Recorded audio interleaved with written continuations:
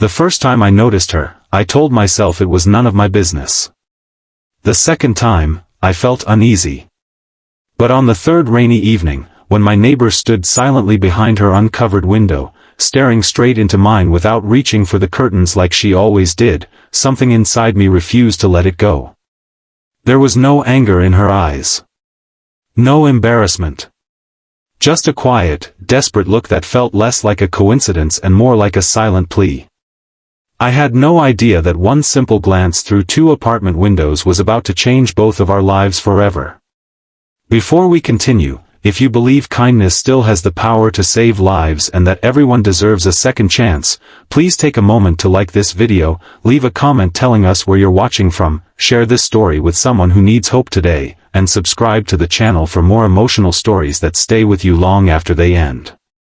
I had lived in the same apartment building for almost 6 years. It wasn't luxurious, but it was home. Every evening after work, I followed the same routine.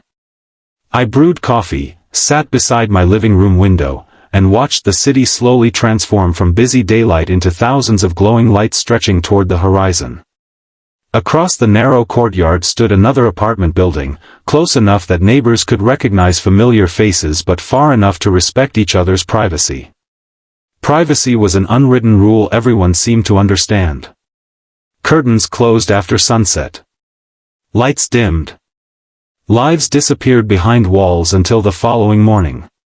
Everyone except the woman in apartment 4B. She had moved in only a few months earlier. She looked to be in her early 30s, always neatly dressed, always leaving for work with perfect posture and a polite smile for anyone she passed. Yet every night, around the same time, she forgot, or perhaps chose not, to close her curtains. At first I accidentally noticed her while watering my plants. Embarrassed, I looked away immediately. The next evening it happened again. Then again. She never appeared to notice me watching. Eventually, I stopped paying attention. Until everything changed. That Thursday evening, heavy rain pounded against the windows. Thunder echoed across the rooftops while lightning briefly illuminated the courtyard between our buildings. I sat reading a book when movement caught my attention. She stood in front of her window. Unlike every other night, she wasn't walking around or preparing dinner. She simply stood there, looking directly at me. Our eyes met through sheets of rain and reflections dancing across the glass. Normally, anyone realizing they'd made eye contact with a stranger through a window would quickly pull the curtains shut. She didn't. Instead, she remained perfectly still. There was something haunting about her expression. She wasn't smiling. She wasn't frightened. She looked exhausted. Like someone carrying invisible weight for far too long. I raised my hand in an awkward little wave. After several long seconds, she lifted hers too. Then she slowly turned away. The lights stayed on. The curtains stayed open. That night I barely slept. I kept wondering why that moment bothered me so much.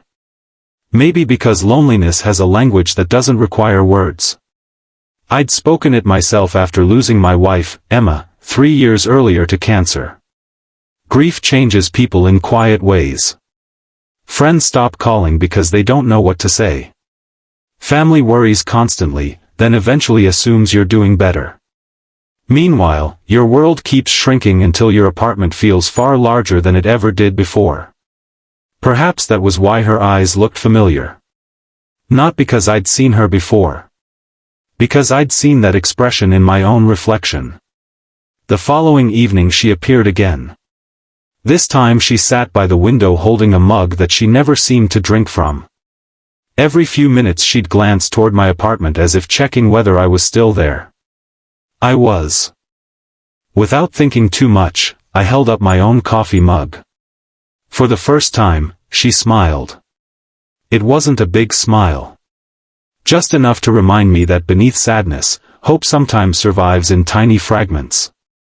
Days turned into weeks. Neither of us spoke. Every evening became strangely predictable. I'd return from work. She'd appear near her window. We'd acknowledge each other with small gestures. A wave. A raised coffee mug. Sometimes simply a nod. It became the quietest friendship I'd ever known. One Saturday morning I discovered her name by accident while collecting mail. The landlord greeted her warmly. "Morning, Claire." She smiled politely before disappearing upstairs. Claire. It somehow suited her. Life continued like that until winter arrived.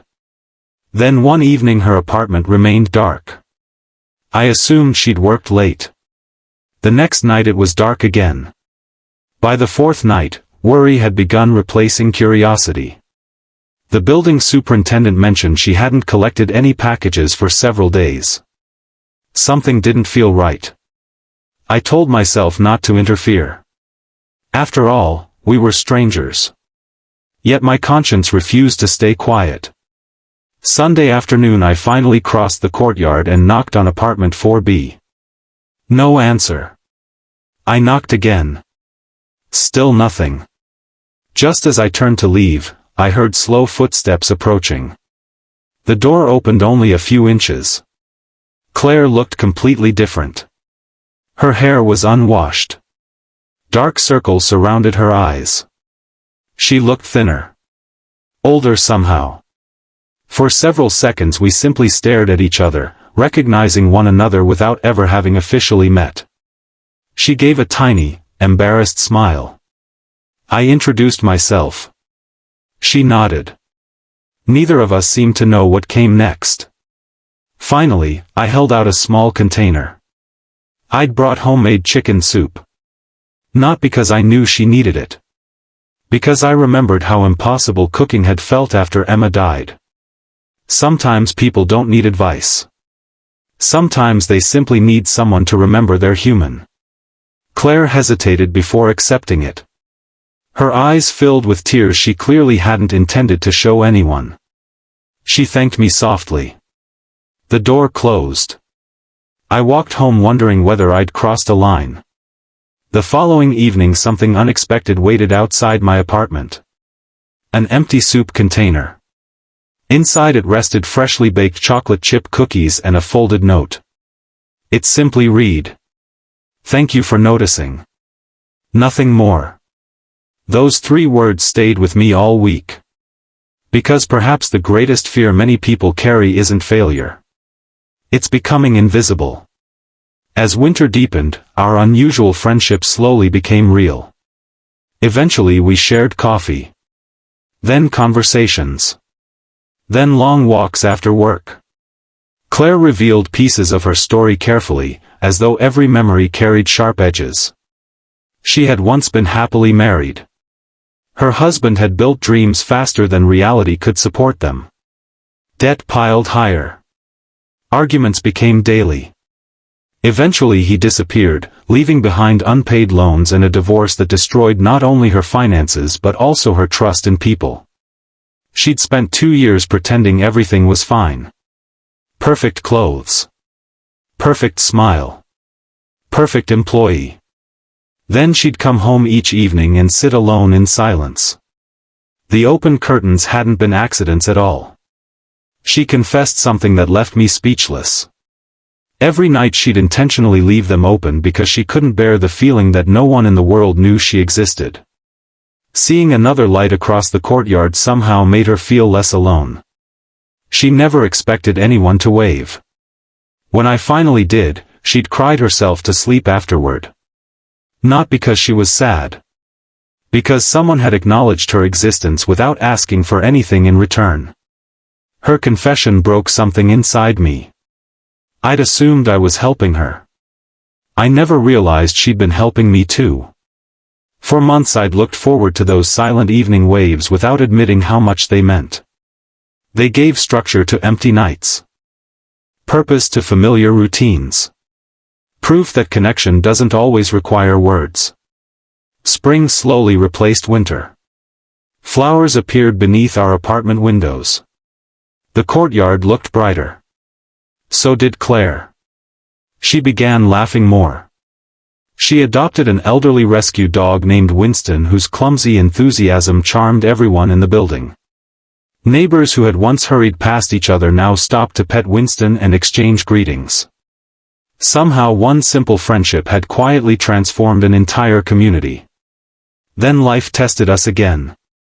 Claire lost her job during unexpected company layoffs. Old fears returned almost immediately. She withdrew. Curtains remained closed. Lights stayed off. The silence returned. This time I recognized it. One evening I knocked on her door carrying 2 grocery bags. Not charity. Dinner ingredients. We cooked together. Burned the garlic. Laughed about it. Watched Winston beg shamelessly beneath the table. The next day another neighbor invited Claire to help organize the building's community garden. Someone else recommended her for freelance work. Another resident offered career advice. Without realizing it, dozens of tiny acts of kindness formed a safety net beneath someone who had once believed she would always fall alone. Months later Claire found a better position than the one she'd lost. She celebrated by inviting every resident in both buildings to a rooftop picnic. Nearly 50 people came. Children played. Older couples danced slowly beneath string lights. Neighbors who'd lived opposite one another for years introduced themselves for the very first time. Near sunset Claire quietly stood beside me overlooking the courtyard. She smiled toward our old apartment windows. I used to think open curtains meant someone forgot to protect their privacy, she said softly. Then she looked across at the glowing windows. Now I think sometimes they're invitations. That sentence stayed with me long after the music ended. Years have passed since then. People have moved away. New families have arrived. The buildings have changed. But every evening, just before darkness settles over the city, dozens of apartment windows remain uncovered for a little while longer than they used to. People wave. Children hold up drawings. Neighbors check whether elderly residents have turned on their lights. No one planned it. It simply became part of who we are. Because kindness spreads quietly. It doesn't always arrive through dramatic rescues or extraordinary sacrifices. Sometimes it begins with something as ordinary as noticing someone standing alone behind a window. Sometimes the smallest acknowledgement becomes the reason someone chooses to keep going. I often think about that rainy evening when Claire looked directly at me and didn't close her curtains. If I'd looked away, convinced it wasn't my place to care, our lives might have remained parallel lines that never truly met. Instead, one silent moment became the beginning of healing neither of us knew we desperately needed. The truth is that every person you pass carries battles you'll probably never see. Some hide heartbreak behind polished smiles. Others sit in brightly lit apartments hoping someone, somewhere, will notice they're still there. We cannot solve every problem, but we can remind people they are seen. Sometimes that reminder is enough to keep hope alive for another day. If this story touched your heart, please write the words, "Kindness still matters," in the comments below. Your message might be exactly what another viewer needs to read today. And if this story reminded you of someone you've lost, someone you miss, or someone who simply needs to know they aren't alone, please like this video, leave a heartfelt comment, share it with someone you care about, and subscribe to the channel. Every interaction helps stories like this reach people who may need hope more than we realize. That night, before I went to bed, I walked to my living room window one last time. Across the courtyard, Claire's curtains were open. She looked over, smiled, and raised her coffee mug.